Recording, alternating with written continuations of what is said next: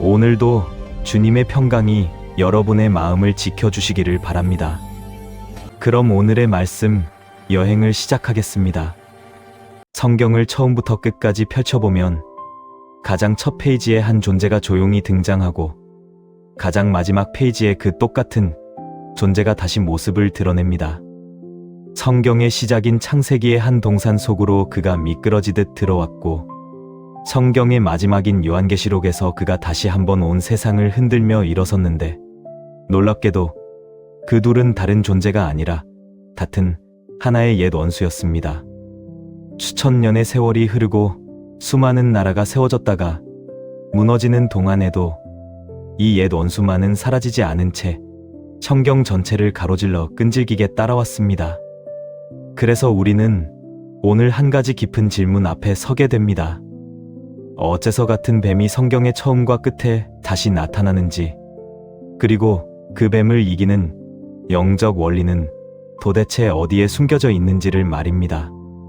오늘 이 시간 우리는 그 비밀을 천천히 따라가려 합니다. 그런데 그 승리의 길은 우리가 생각하는 곳에 있지 않습니다.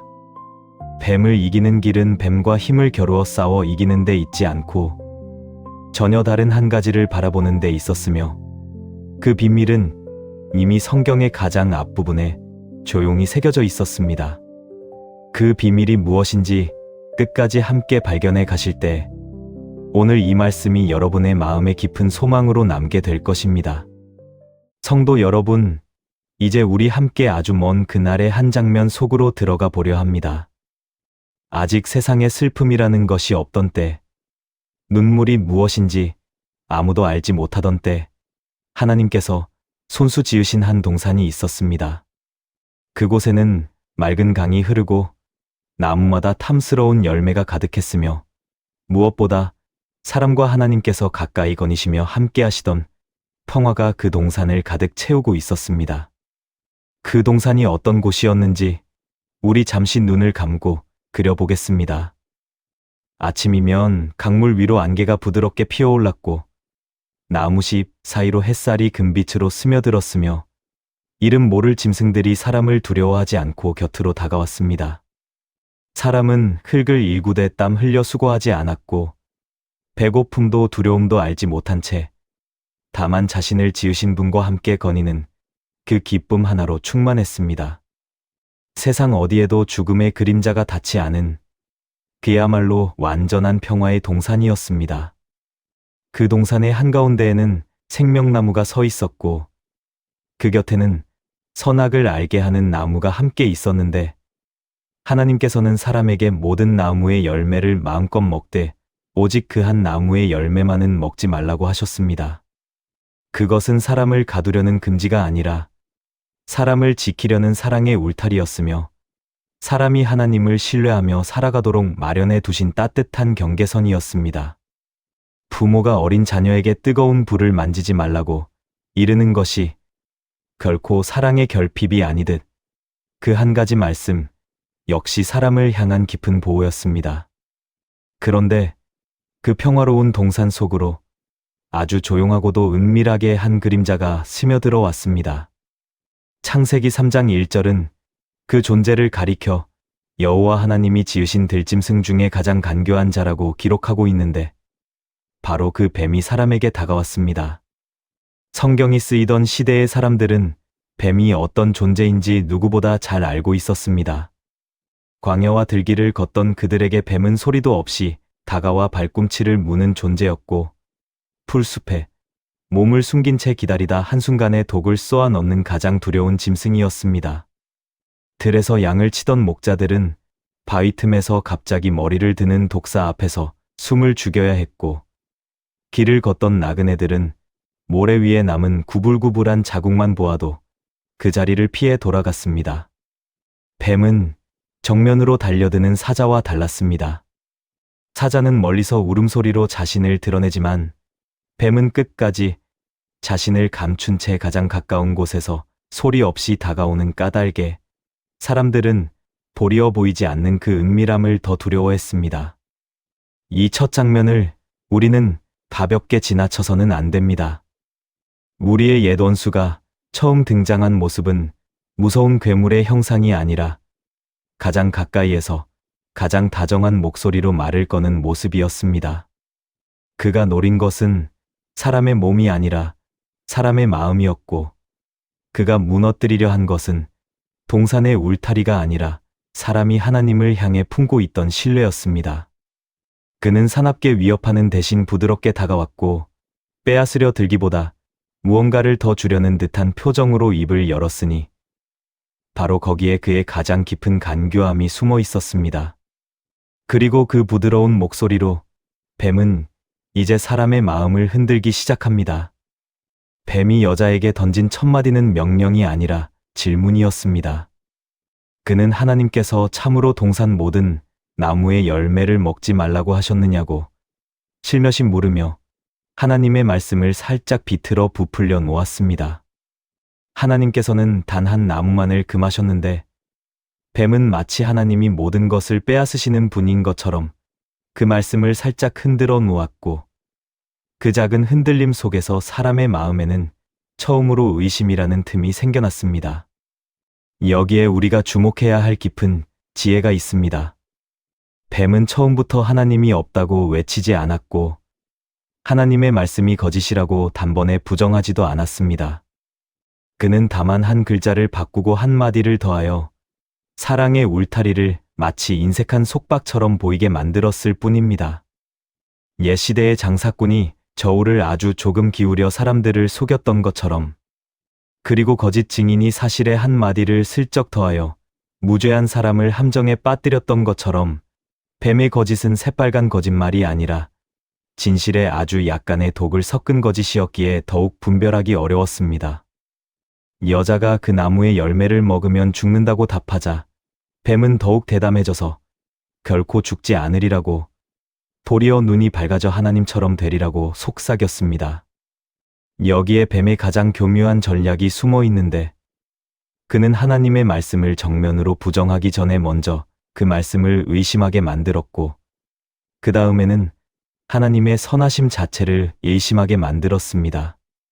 마치 하나님이 무언가 좋은 것을 감추고 계신 분인 것처럼, 마치 그 울타리가 사랑이 아니라 욕심인 것처럼 보이게 한 것입니다.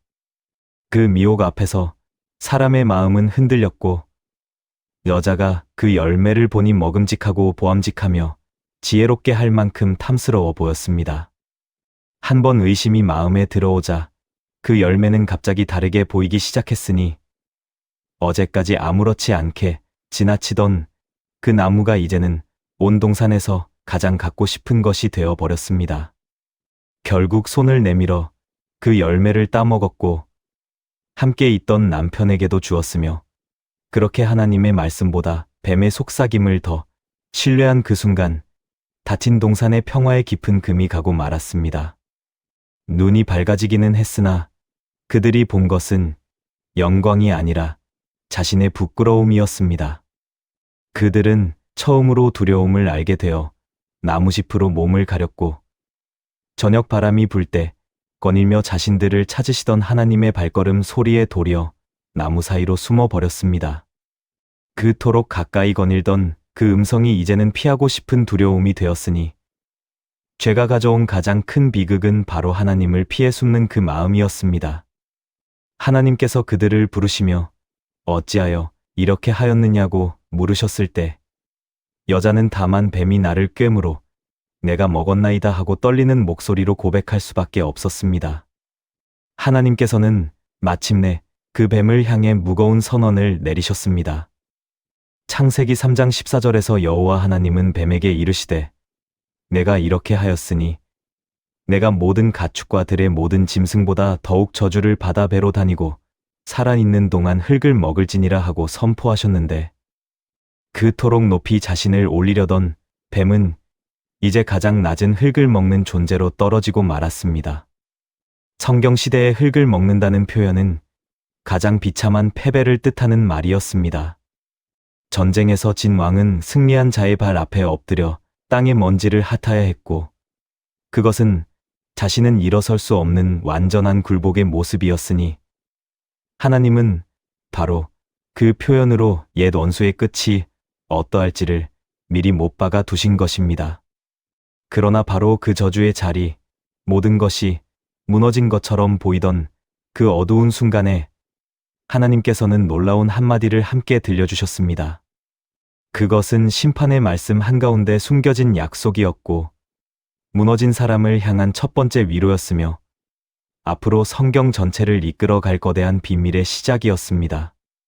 그 한마디가 무엇이었는지, 이제 그 숨겨진 비밀 속으로 더 깊이 들어가 보겠습니다. 많은 분이 창세기 3장을 읽으며 사람의 죄와 동산에서 쫓겨난 슬픔만을 기억하고 지나가지만, 바로 그 자리에 성경 전체에서 가장 먼저 선포된 복음이 숨겨져 있습니다. 창세기 3장 15절에서 하나님은 이렇게 말씀하셨습니다. 내가 너로 여자와 원수가 되게 하고 내 후손도 여자의 후손과 원수가 되게 하리니 여자의 후손은 내 머리를 상하게 할 것이요 너는 그의 발꿈치를 상하게 할 것이니라.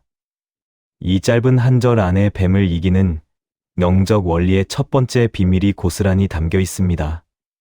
하나님께서는 여자의 후손이 뱀의 머리를 상하게 하리라고 하셨는데, 머리를 상하게 한다는 것은 다시 회복될 수 없는 결정적이고 치명적인 타격을 뜻하지만, 뱀이 그의 발꿈치를 상하게 한다는 것은 아프기는 하여도 일시적인 상처에 지나지 않습니다.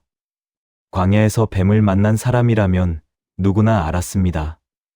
뱀을 정말로 제압하려면 발꿈치가 물리는 것을 무릅쓰고서라도 그 머리를 밟아 지식여야 한다는 것을 말입니다.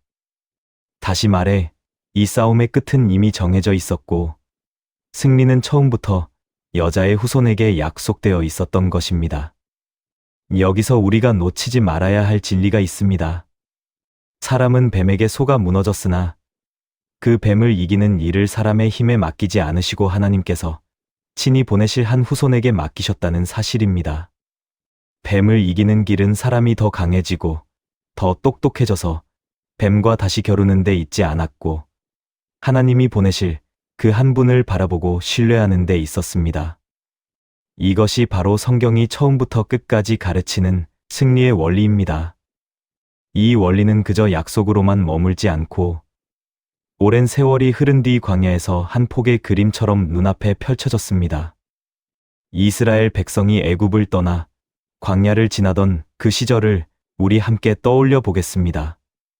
낮에는 발이 데일 듯 뜨거운 모래가 끝없이 펼쳐졌고, 밤이면 살을 내는 추위가 천막을 파고들었으며 마실 물도 먹을 양식도 늘 부족했습니다. 그렇게 메마른 광야의 길은 그 자체로 독사들이 들끓는 위험한 땅이었으니 바위 틈과 모래 언덕마다 사람의 발걸음을 노리는 뱀들이 숨어 있었습니다. 그러던 어느 날 백성이 하나님과 모세를 향해 다시 원망을 쏟아내자 불뱀들이 진영 가운데로 들어와 수많은 사람을 물었습니다. 그 광경을 한번 그려보겠습니다. 한 사람이 모래 위에 발을 디디는 순간 날카로운 통증이 발목을 타고 올라오고 곧 온몸에 불이 붙은 듯 독이 퍼져나가며 그가 쓰러져 신음하는 사이 또 다른 천막에서도 비명이 터져 나옵니다. 부모는 물린 자녀를 끌어안고 어찌할 바를 몰라 울부짖었고 진영 전체가 죽음의 공포에 휩싸여 갔습니다. 백성은 두려움에 떨며 모세에게 살려달라고 부르짖었고, 모세가 그들을 위하여 기도했을 때 하나님께서 뜻밖의 방법을 일러주셨습니다. 민수기 21장 8절에서 여호와께서 모세에게 이르시되 불뱀을 만들어 장대 위에 매달아라. 물린 자마다 그것을 보면 살리라 하셨고, 민수기 21장 9절은 모세가 놋뱀을 만들어 장대 위에 다니 뱀에게 물린 자가 놋뱀을 쳐다본 즉 모두 살더라 하고 전합니다. 여기에 깊은 역전이 있습니다. 백성을 죽음으로 몰아넣던 바로 그 뱀의 형상이 장대 위에 높이 들려 올려져 도리어 생명을 살리는 통로가 된 것입니다. 이 장면이 얼마나 놀라운지 잠시 멈추어 바라보겠습니다. 독에 물려 쓰러진 한 사람을 떠올려 보십시오. 그의 눈은 흐려지고 숨은 가빠지며 손끝의 힘은 점점 빠져나갑니다. 바로 그때 누군가 그의 귀에 외칩니다. 저 장대 위를 보라고 들려 올려진 저것을 보기만 하면 산다고 말입니다. 그는 자신의 부어오른 상처를 들여다보는 대신 마지막 힘을 다해 고개를 들어 장대 위를 바라보았고 그 순간 독이 멈추고 생명이 다시 흘러들었습니다. 자신의 상처를 내려다보던 자는 죽었고 들려 올려진 것을 바라본 자는 살았으니 바로 이것이 뱀을 이기는 영적 원리의 핵심이었습니다. 구원은 나를 바라보는 데 있지 않고 하나님이 들어 올리신 것을 바라보는 데 있었습니다. 그러나 세월이 더 흐른 뒤 안타깝게도 이스라엘 백성은 한때 생명을 살렸던 그 노뱀 자체를 신처럼 섬기며 그 앞에 향을 피우기 시작했습니다. 그들은 자신들을 살린 것이 그 쇳덩이가 아니라 그것을 통해 일하신 하나님이었음을 잊어버렸고 결국 히스기야 왕이 열왕기하 18장 4절에서 그 노뱀을 부수어야 했습니다. 이 또한 우리에게 깊은 교훈을 줍니다. 구원의 도구라 하여도 바라봄의 대상이 잘못되면 도리어 우상이 되고 마니 우리의 시선은 언제나 그 형상이 가리키던 참된 한 분을 향해야 한다는 것입니다. 그 참된 한 분이 누구이신지 이제 성경 전체가 한 목소리로 증언하는 자리로 나아가 보겠습니다. 창세기에서 약속된 그 비밀은 한 권의 책에만 머물지 않고 성경 전체를 한 줄의 실처럼 꿰뚫으며 흘러갑니다. 율법서에서 광야의 노뱀으로 그려졌던 그 원리는 시가 서로 넘어와 더욱 분명한 약속으로 노래됩니다. 시편 92편 13절은 내가 사자와 독사를 밟으며 젊은 사자와 뱀을 발로 누르리로다 하고 선포하는데 한때 사람을 물어 쓰러뜨리던 뱀이 이제는 하나님을 신뢰하는 자의 발 아래 밟히는 존재로 그려지고 있습니다. 이 노래를 부르던 옛 성도들의 마음을 헤아려 보겠습니다. 그들은 밤마다 들짐승의 울음소리가 들려오는 광야 같은 세상을 살아가던 사람들이었습니다. 들길에는 독사가 숨어 있었고 삶의 곳곳에는 사자처럼 사나운 위협이 도사리고 있었으나 그들은 그 두려움 한가운데서 이 시편을 붙들고 노래했습니다. 내가 비록 뱀이 들끓는 땅을 지난다 하여도 나를 지키시는 분이 그 뱀을 내 발 아래 두시리라는 그 믿음이 어두운 밤을 견디게 하는 등불이 되어 주었던 것입니다. 선지자들이 바라본 회복의 날에도 이 비밀은 계속 이어졌습니다.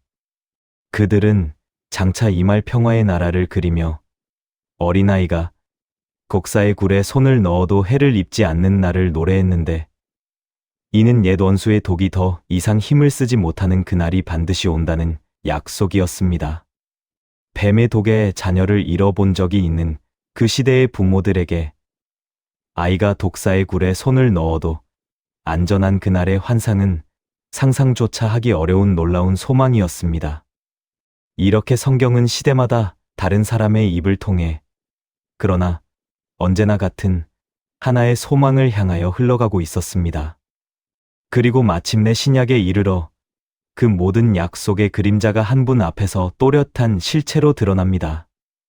예수께서 공생애를 시작하실 때 광야에서 옛 원수와 마주하셨는데 42일을 금식하여 몸이 극도로 쇠약해진 바로 그때의 원수가 그분을 찾아왔습니다.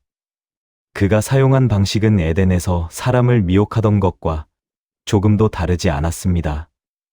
돌을 떡으로 만들어 보라고 부추기며 육신의 굶주림을 파고들었고 성전 꼭대기에서 뛰어내려 보라고 하며 하나님의 약속을 시험하도록 비틀었으며 온 세상의 영광을 보여주며 자신에게 절하면 그것을 다 주겠다고 속삭였습니다. 그러나 에덴의 사람이 무너졌던 바로 그 자리에서 예수님은 한 걸음도 물러서지 않으셨습니다. 그분은 매번 기록되었으되 하고 운을 떼시며 하나님의 말씀으로 그 미혹을 정면으로 막아내셨으니 첫사람이 말씀을 의심하다 무너진 그 길을 둘째 사람이신 그분은 말씀을 붙들어 온전히 이기심으로 회복하셨습니다. 그렇게 예수님은 옛 원수를 이기는 길이 곧 하나님의 말씀을 굳게 붙드는 데 있음을 친히 보여주셨습니다. 이 승리는 예수님이 그 권능을 따르는 자들에게 나누어 주실 때 더욱 분명해졌습니다. 누가복음 10장 19절에서 그분은 내가 너희에게 뱀과 정갈을 밟으며 원수의 모든 능력을 제어할 권능을 주었으니 너희를 해칠 자가 결코 없으리라 하고 말씀하셨는데, 이는 이제 그분을 따르는 자들이 옛 원수 앞에서 떨며 도망치는 자리가 아니라 그 머리를 밟고 서는 자리로 옮겨졌음을 뜻합니다. 사도행전으로 가면 이 약속이 실제 삶 속에서 그대로 이루어지는 모습을 보게 됩니다. 바울이 멜리데 섬에 표류하여 차가운 비를 맞으며 모닥불을 피우려 나무단을 불에 넣던 그때 뜨거움을 피해 기어 나온 독사가 그의 손을 물고 매달렸습니다. 그것을 지켜보던 섬 사람들은 저 사람이 분명 큰 죄인이라 신이 기어이 그를 죽이는 것이라고 수군거리며 그가 곧 부어올라 쓰러져 죽기를 기다렸습니다. 그러나 바울은 태연히 그 짐승을 불 속에 떨어버렸고 조금도 상함을 입지 않았으니 한참을 기다리던 사람들은 도리어 그를 놀라운 눈으로 바라보게 되었습니다. 그것은 한 사람의 특별한 행운이 아니라 옛 원수의 독이 그리스도 안에 있는 자를 끝내 무너뜨릴 수 없다는 분명한 증거였습니다. 이 모든 흐름은 결국 성경의 마지막 책에서 거대한 환상으로 모입니다. 요한계시록 12장 9절은 그 정체를 가장 분명하게 밝혀줍니다. 큰 용이 내쫓기니 옛뱀 곧 마귀라고도 하고 사탄이라고도 하며 온 천하를 꿰는 자라. 그가 땅으로 내쫓기니 그의 사자들도 그와 함께 내쫓기니라. 에덴의 그 작은 뱀이 사실은 온 천하를 미혹하는 옛 원수였으며 창세기에서 시작된 그 싸움이 마지막 때까지 이어지고 있었음을 우리는 이 한 절에서 깨닫게 됩니다. 그렇다면 사람들은 그 거대한 용을 어떻게 이겼는가 하는 물음이 남는데, 요한계시록 12장 11절이 그 답을 분명하게 들려줍니다. 또 우리 형제들이 어린 양의 피와 자기들이 증언하는 말씀으로써 그를 이겼으니 그들은 죽기까지 자기들의 생명을 아끼지 아니하였도다. 그들은 자신의 힘으로 용과 싸워 이긴 것이 아니라 들려 올려지신 어린 양의 피를 의지하고 그 말씀을 굳게 붙들어 이겼습니다. 창세기의 약속과 광야의 노뱀과 마지막 때의 승리가 바로 이 한 분 어린 양에게서 하나로 만나고 있는 것입니다. 광야에서 들려 올려진 노뱀이 무엇을 가리키고 있었는지 예수님이 친히 그 비밀을 풀어주셨습니다. 요한복음 3장 14절에서 그분은 모세가 광야에서 뱀을 든 것 같이 인자도 들려야 하리니 하고 말씀하셨고, 요한복음 3장 15절에서 이는 그를 믿는 자마다 영생을 얻게 하려 하심이니라 하고 이으셨습니다. 그날 장대 위에 들려 올려진 노뱀은 먼 훗날 십자가 위에 들려 올려지실 그리스도를 미리 보여주는 한 폭의 그림이었던 것입니다. 그 시대 사람들에게 십자가에 들려 올려진다는 것이 어떤 의미였는지를 알면 이 말씀이 얼마나 무거운지 가슴에 와닿습니다. 그 무렵 십자가는 가장 비참하고 가장 수치스러운 죽음의 자리였습니다. 죄인은 사람들이 오가는 길목의 언덕 위에 높이 매달렸고 지나가는 모든 이가 그 벗은 몸을 바라보며 손가락질하고 조롱했으며 그것은 저주받은 자에게나 내리는 형벌로 여겨졌습니다. 그런데 바로 그 가장 낮고 저주받은 자리에 죄가 없으신 분이 우리를 위하여 스스로 올라가 들려 올려지셨습니다. 여기에 우리가 결코 잊어서는 안 될 깊은 사랑이 담겨 있습니다. 노뱀이 백성을 물던 그 저주의 형상이었던 것처럼 그리스도께서는 죄가 없으신 분이면서도 우리를 위하여 친히 저주의 자리에 서주셨습니다. 그분은 우리가 받아야 할 독을 대신 받으시고 우리가 죽어야 할 자리에서 대신 들려 올려지셨으며 그 발꿈치가 상하는 깊은 고난을 통하여 도리어 옛뱀의 머리를 영원히 상하게 하셨습니다. 광야의 백성이 자신을 물던 그 뱀의 형상을 바라보고 살아났듯이 우리도 우리의 죄를 짊어지고 들려 올려지신 그분을 바라볼 때 비로소 살아납니다. 이것이 바로 창세기 3장 15절의 약속이 이루어진 자리입니다. 십자가 위에서 옛 원수는 잠시 그분의 발꿈치를 상하게 한 듯 보였고 그 어둠의 시간에 모든 것이 끝난 것처럼 보였습니다. 그러나 사흘째 되던 날 무덤이 열리고 그분이 죽음을 이기고 다시 살아나심으로 그 발꿈치의 상처는 도리어 옛뱀의 머리를 짓밟은 결정적인 승리가 되었습니다. 그래서 성경은 하나님의 아들이 나타나신 것이 마귀의 일을 멸하려 하심이라고 분명하게 선포합니다. 뱀을 이기는 영적 원리의 중심에는 처음부터 끝까지 십자가에 들려 올려지신 예수 그리스도가 서 계셨던 것입니다.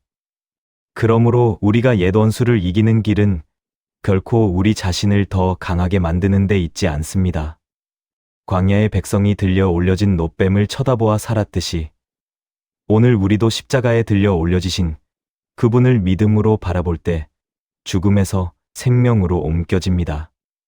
나의 상처를 들여다보면 절망이 깊어질 뿐이지만 들려 올려지신 그분을 바라보면 거기에서 생명이 흘러나오니 이것이야말로 흔들리지 않는 승리의 비밀입니다. 오늘을 살아가는 우리에게도 옛 원수는 여전히 같은 방식으로 다가옵니다. 그는 지금도 사납게 달려들기보다 부드러운 목소리로 속삭이며 하나님의 말씀을 살짝 비틀어 의심하게 만들고 하나님의 선하심을 의심하게 만들어 우리의 신뢰를 흔들려 합니다. 마음이 약해지는 어느 밤 정말 하나님이 나를 사랑하시는지 그분의 약속이 참된지 슬며시 의심이 밀려온다면 우리는 그것이 에덴에서부터 이어진 옛 전략임을 분별할 수 있어야 합니다. 베드로전서 5장 8절은 우리에게 근신하라 깨어라 너희 대적 마귀가 우는 사자같이 두루다니며 삼킬 자를 찾나니 하고 일깨워주는데 옛 원수는 결코 한가로이 잠들어 있지 않습니다. 그러나 우리에게는 그 미혹을 이길 분명한 길이 있습니다. 예수님이 광야에서 기록된 말씀으로 옛 원수를 물리치셨듯이 우리도 하나님의 말씀을 마음에 굳게 새겨둘 때 흔들리지 않습니다. 옛 성도들이 떠올려 보면 그들도 똑같은 길을 걸었습니다. 요셉은 은밀한 유혹이 손을 뻗어왔을 때 그 자리에 머물러 따지지 않고 옷을 버려둔 채 그곳을 빠져나갔으니 유혹을 이기는 가장 지혜로운 길은 때로 그 자리에 오래 머무르지 않고 곧장 떠나는 것입니다. 다윗은 사방이 원수로 둘러싸인 밤에도 자신의 두려움을 들여다보는 대신 자신을 지키시는 분을 바라보며 노래를 불렀으니 그 시선의 방향이 그를 무너지지 않게 붙들어 주었습니다. 야고보서 4장 7절은 우리에게 분명한 길을 일러줍니다. 그런즉 너희는 하나님께 복종할지어다 마귀를 대적하라 그리하면 너희를 피하리라. 여기서 순서가 참으로 중요합니다. 먼저 하나님께 복종하여 그분께 가까이 나아가고 그분의 말씀 아래 우리 자신을 두는 것이 앞서야 하며 그렇게 그분 안에 설 때 비로소 우리가 옛 원수를 대적할 능력을 얻게 됩니다. 우리의 힘이 아니라 우리가 붙든 그분의 능력이 원수를 물러가게 하는 것입니다. 그러니 미혹과 두려움 앞에서 우리가 해야 할 가장 중요한 일은 나 자신을 바라보지 않고 들려 올려지신 그분을 바라보는 것입니다. 광야에서 독에 물린 자가 자신의 상처를 들여다보는 대신 장대 위를 바라보아 살았던 것처럼 우리도 자신의 연약함과 실패를 끝없이 곱씹는 대신 십자가를 바라볼 때 다시 일어서게 됩니다. 어린 양의 피가 나를 덮고 있음을 믿고 그분이 증언하신 말씀을 마음에 품으며 이미 정해진 승리 안에 내가 서 있음을 기억하는 것, 바로 거기에서 흔들리던 마음이 다시 굳게 서게 됩니다. 성경은 이 싸움이 어떻게 끝나는지를 감추지 않고 분명하게 보여줍니다. 요한계시록 20장 2절은 그 마지막 장면을 이렇게 전합니다. 용을 잡으니 곧 옛뱀이요 마귀요 사탄이라 잡아서 1000년 동안 결박하여 에덴의 동산에서 사람을 미혹했던 그 옛뱀은 마침내 완전히 결박되어 영원히 던져지고 마니 이 싸움의 결말은 일심할 여지 없이 정해져 있습니다. 이 마지막 약속이 처음 읽혔던 시대를 떠올려 보면 그 무게가 더욱 깊이 다가옵니다. 요한계시록의 말씀이 전해지던 그 무렵 믿는 자들은 거센 핍박의 한가운데를 지나고 있었습니다. 믿음을 지킨다는 이유로 가진 것을 빼앗기고 집에서 쫓겨났으며 더러는 목숨까지 내어놓아야 했습니다. 옛 원수는 마치 모든 것을 다 삼킬 듯이 사납게 일어선 것처럼 보였고 연약한 성도들의 눈에 그 용은 도무지 이길 수 없는 거대한 존재처럼 보였습니다.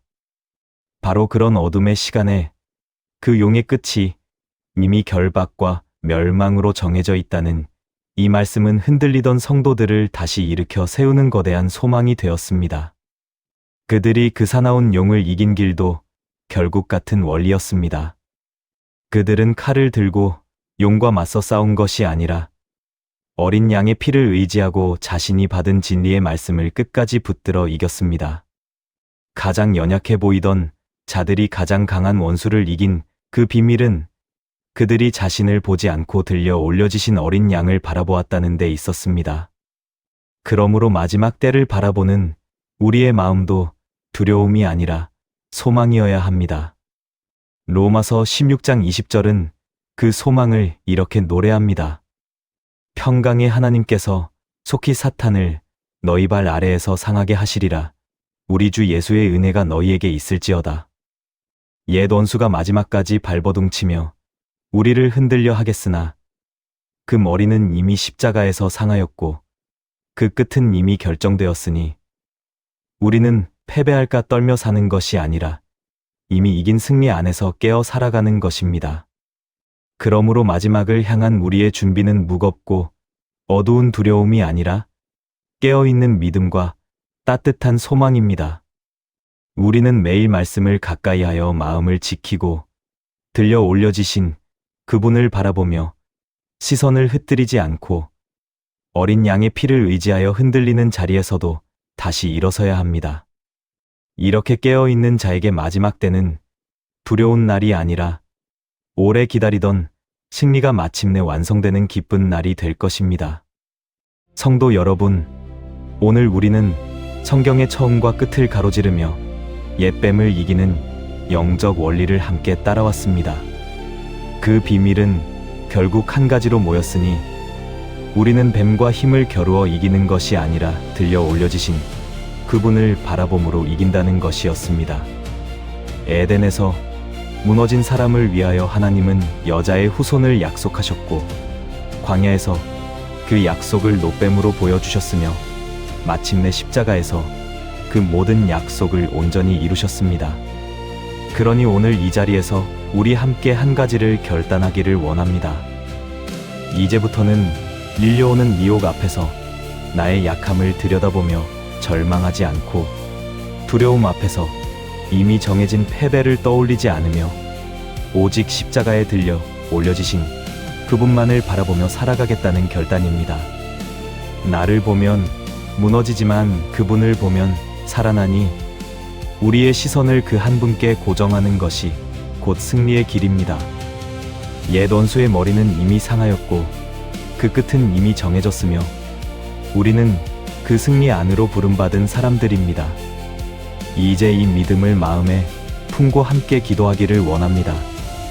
들려 올려지신 그분을 바라보게 하시고 그분의 피와 말씀을 붙들게 하시며 이미 이긴 승리 안에서 흔들림 없이 걸어가게 하옵소서. 이 말씀이 오늘 여러분의 마음의 깊은 소망으로 새겨지기를 진심으로 축복합니다. 아멘.